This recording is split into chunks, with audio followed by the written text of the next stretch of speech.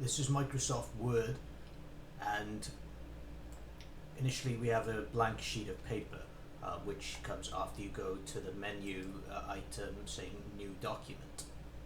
Or you can press Control N on Windows, Command N on Mac. This is a bit small on my big display, so if we want to make it bigger, then we can use zoom, which is the slider in the bottom corner. Let's start off. Maybe we're writing an essay, so we could say something like "My Life Story," and this is how it's going to appear if you print it out, which may or may not be the size you want. We will make it bigger in just a moment, but let me just quickly say a little bit of text here that we can add, and in fact there's a common way to add text without really going through the effort is there's something called lorem ipsum, which is basically which is some example text. So I can search for this on Google.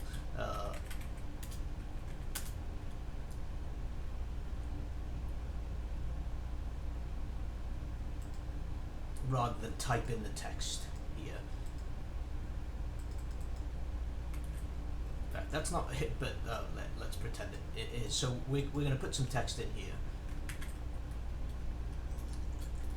In fact, we can paste matching style with copy and paste. So I did Control C.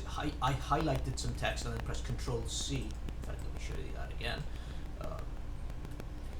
After I highlighted using the mouse and with the left mouse button, then I did Command C or Control C to copy, or you can right click and bring up the context menu, and then to paste you can do multiple things. You can click this paste icon up here. You can do Control V or Command V again in Mac versus Windows, or you can go to the menu and go to paste here, and that will put the text here. Now that whatever formatting there was, whatever font and size there was here, will be replicated here. You may not want that, so let's undo this, and to undo you can go to Edit, Undo, or and it will disappear, or you can press Control Z or Command Z. So let's do this.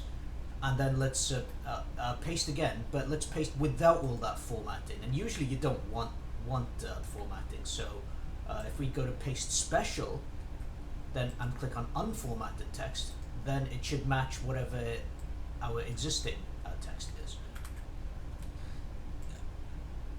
Now, a title we might want to appear more prominent than the main body. So if we highlight this, so we can either drag the mouse over it, or we can double click. In fact, double click is to highlight the current word under the cursor.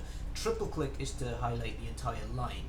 And then here we can select the type of, in this menu up here we can select the font, but in fact that's more work than necessary. It involves you deciding what font you want, what size do you want. Instead, let's click on this title button, and that will make it bigger according to some kind of conventions that Microsoft have established. And then you might have, so that's for a title.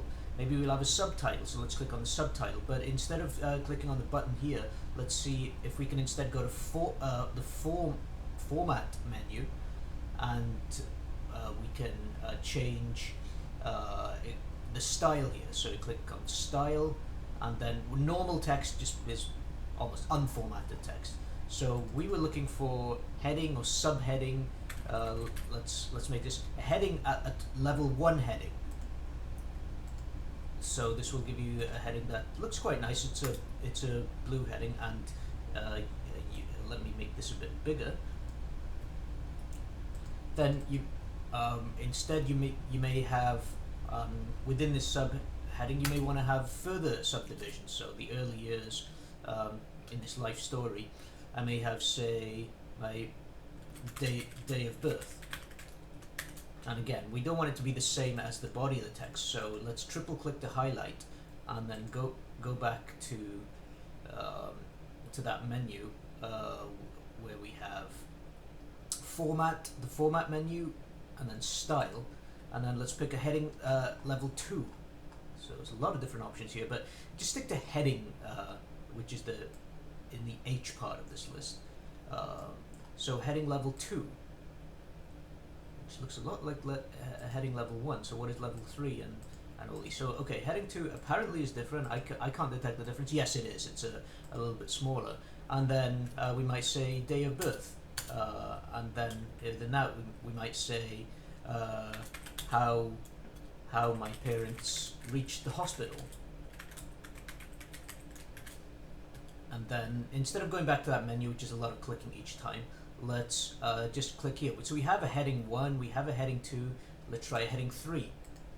And so it will automatically adjust the size for us. So we see a title is size 28,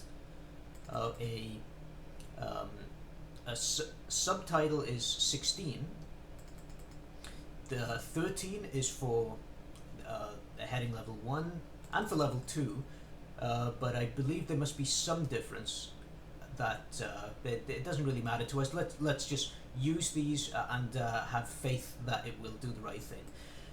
The font is there are two broad categories of fonts. There are this one is called Calibri. There are serif fonts and sans serif fonts. What a serif is it's more common in printed text or a text for where you're trying to quickly read something. So Times New Roman is the most famous example of that. So if I go to Times New Roman, which comes from, I believe, the Times newspaper, which is there in various countries. Well, there's a lot of fonts here. Okay, I think I saw it. T. If you click T, then it'll take me to Times New Roman, and we click this, and you notice something that's a little bit different. I'll have to zoom in really closely here. Is each at the base of each letter, there's this line. You can barely see it. I'm wondering if I should go in really. I should zoom in a lot here. I'll have to zoom beyond what that slider can do. So if I want to go higher than that, then okay, I'll have to give a custom percentage. Will it allow me to go to 1,000? No, 500 is the maximum. But what you can see here is at the bottom of each letter. Well, not the rounded ones, but the flat ones. You see at the bottom of the L, there's a little underline there. At the bottom of the P, there's a little underline. At the end of each S, on the sides, there's a little line. At the base of each of the H lines, there is a horizontal line. So these are called serif fonts. And why do we have serif fonts? Apparently, and I don't know this for sure, but what I'm told is it makes it easier to read. And I believe that's because it helps guide the eye. It allows you to, it tells you where your eye should focus on, or the range where it focus on. They have these lines at the top as well. You wouldn't write these if you were writing a capital L yourself. You would not put these little flicks at the edges of the letter. You would just do a very simple L, which is a sans serif font. So the original one, actually, Calibri, that doesn't have these little flicks at the end, calligraphy-like markings. But why these little flicks make it easier to read is it gives a hypothetical line along the top and the bottom of the letters, and that just keeps your eye moving in a straight line, and it's just easier on the eyes. Again, I can't prove that. You may think it's an opinion, but that I'll leave that for you to decide for yourself. Now coming back to sans serif font. So we already saw one, Calibri, but the more fun one, which maybe you've done as a kid when you're writing some funny text on the screen. So we'll highlight the text to change the font. So we can either drag with the left mouse button all the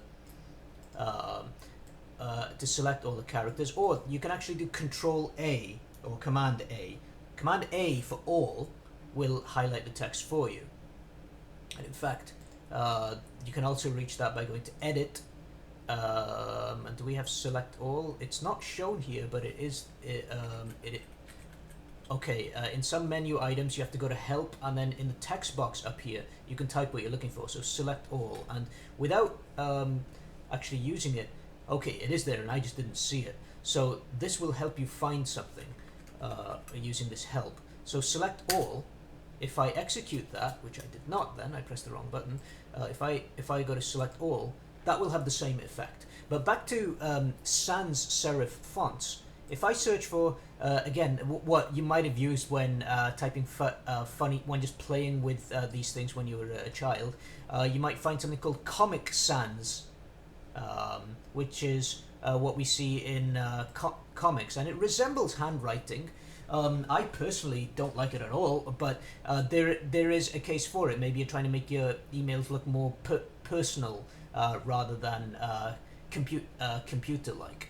So you can see here sans serif. There's no little flicks or calligraphy-like markings that guide the eye, and one reason why I don't like it might be the reason why we have serif fonts, which is there's a real bumpiness to these, and so if you're trying to quickly read this, it's a problem, and that's why newspaper articles have those serif markings. It's so that you can quickly scan and you can consume more news at a time.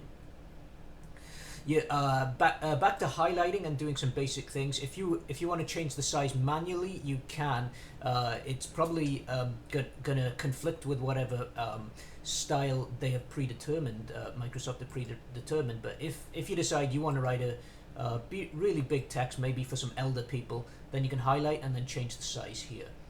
There might be a specific word that you think is important. So maybe let's. Something that to you want to draw attention to. There's a color here, so you see this little red underline. If I click on that, it will make it red. There are more options and more colors you can go into here, which I'll leave to you. You may want to instead highlight the background of something. So suppose in a long document, you don't expect them to read everything word for word, but you want to draw attention to something, such as maybe as you might have seen from when signing a form, maybe there's something that needs your signature, or what is the action that you need to take. Then instead of coloring the text, you color the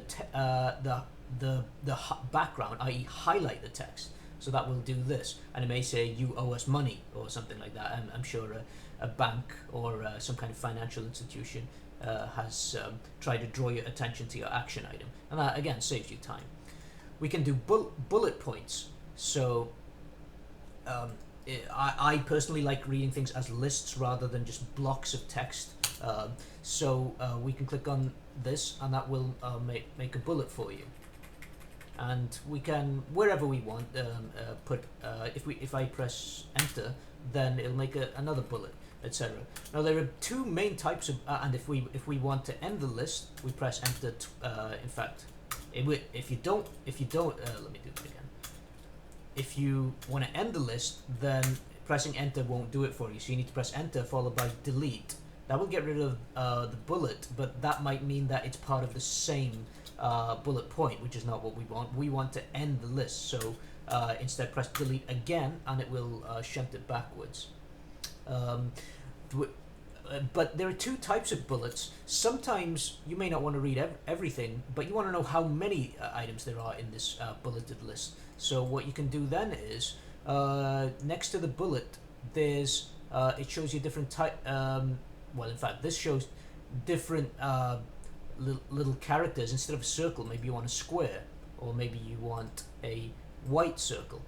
So that can change the style of bullet. But there's at a broad level, there are unnumbered lists and numbered lists, or enumerated lists. It might be letters or numbers. So if I want a numbered list, I'd click on a different button, which is this one, and I'll see 1, 2, 3. Maybe I don't want 1, 2, 3. Maybe I want ABC.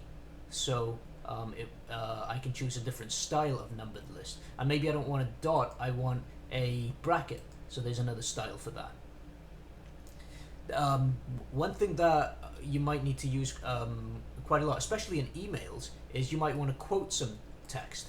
You might want to say, you said such and such, for that, to your point, specifically something, let me say something in response to that. So suppose the part in yellow is is by somebody and you're trying to quote them, you can use a block quote. You can indent this text, and there's a button up here to indent. So you click that, and it will add this margin. You you might also this, or maybe you're trying to quote something from a book. There are different styles of indenting as well, but I don't believe these are given here. I'm sure they exist, but I want to keep this video relatively basic. In emails, you might see there are little greater than signs before, so that's one type of indenting. I believe that's called either a block quote or an indent quote, but it depends on applications. One more thing I want to show. You might have you might want to make something bold, so you double click to highlight, and then there's a B icon up here. It might be italic, which is to emphasize in a different way. It's not that common, to be honest, italic, certainly not anymore. One thing when computers were new, it was so cool because we couldn't do this with handwriting. Another one is underline. I try to avoid that, but unlike italic, it is and bold, it is something you can do in handwritten notes. So there can be, if you're trying to transcribe some handwritten notes, maybe you just want to use the underline like they did in the handwritten note.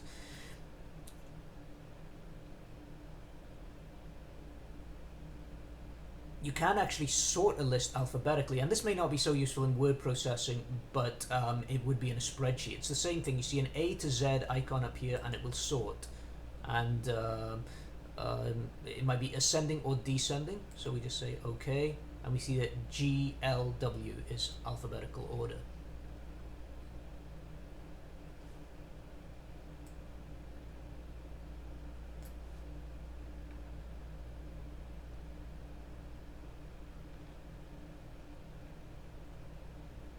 One thing that tends to be quite useful if we wish to correct something we said earlier, if we've edited a document and want to send a new version, we may wish to cross something out. So it's called a strike through, and it's so suppose a product something's been renamed, then we might wish to put a strike through it. So this letter is this icon is used for that. We may want to justify text, so I'll get another block of this lorem ipsum text, and in fact I did the paste with preserving formatting, which I wish would not be a default. In fact, let's change it to keep text only. So this little menu, this little in-page glyph, if you click on the down arrow in that and do keep text only, then it will preserve whatever formatting we had. Now, you notice here the left-hand side of this block of text is all aligned in a single line. The right side is not. It's jagged. And that may be fine with you, it may not be. Certain people prefer different things. In Arabic countries, I believe they text is from right to left, which may look odd to us, but that is more natural to them. We in most Western countries we won't do that, but sometimes you might want it to be jagged on both sides, and this may look odd, but this might be, say, in a poster. If you're creating a flyer for an event that's coming up, and you're trying to tell people come to our party, free drinks, etc., the text you might probably want to be in the middle. But again, you get to decide those things. And again, I'll use undo, which, as you remember earlier, is an edit. And on the right-hand side, there are keyboard shortcuts for all these. So this Command Z means I could have, instead of going to here, used the keyboard shortcut for it, which, as you get quicker at doing these things, you'll want to do, because moving your hand from keyboard to mouse just slows you down and breaks your momentum. But one more style of what do we call this? Just arrangement of text is justified on both sides. So let's take a look at that. And what you may notice is that we haven't moved any text between different lines from what it was before, but we've increased the spacing so that the text is exactly the same on each line. That's called, what do we call it? If we hover over here, that's called justify, I guess, justify on both sides. It's a bit of an odd word, justify. Usually you think of justify in a legal proceeding. I cannot tell you the etymology of this, but again, that's for you to look at yourself. You can create a table, or a grid, they call it here. So firstly, let's go to insert, and then there's an icon here saying table. And let's suppose we want a 3x3 grid. And you can have different styles of grid. It can just be, well, I'll come back to the styles in a second. Let's give an example here. Name, age, comments. John Doe, age 31. Not my age. I wish I was that young. John Doe, Jane Williams,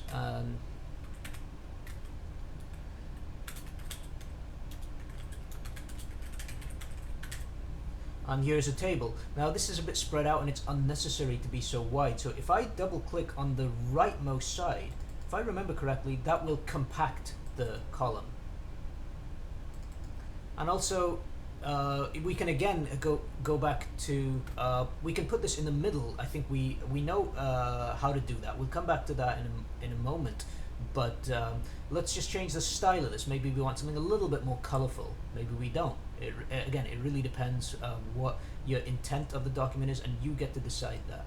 So we can have less heavy lines. In fact, I don't think, even though these lines appear on screen, if you print this, it will not show up. We may have alternate row highlighting, which makes it easier when you have a really long line to see which cell is on the same, which cells are in the same row. But if we want something that even more colorful, we can try blue, yellow, red. I guess, and there are so many of these that sometimes it can be overwhelming having so much choice. But again, that's down to your preference. Maybe blue is your favorite color and you want to brand all your communications with blue. But again, there's a whole science behind that. Now this table, firstly, let's undo all of that. So undo is probably, apart from copy and paste, Control-C, Control-V, undo is probably the most useful thing you need. I almost always have one of my hands close to the Control and Z keys on my keyboard. But let's just undo all this styling. In fact, this is where it becomes useful. Since I have to undo so much, I can't keep on click, click, click, click. If I want to do a lot of unclicking, I'll just hold down the Control or Command button and press Z multiple times, and it'll go backwards through everything that I had done previously. So this was the first one. Now what I wanted to do is put this table in the center, because it's like a little bit like this, though instead of just indenting, I want to put it right in the center. So let's see how to do that, and this will take me a while to remember myself. Cell alignment. Okay. I believe the quickest way to do this is to click. In fact, it's not to go through that, and this is the part where I should have done some preparation. I did this video completely without any preparation, but I'm trying to figure out a way to put this table right in the middle. I wonder if I search for center, whether I'll get that. Maybe not.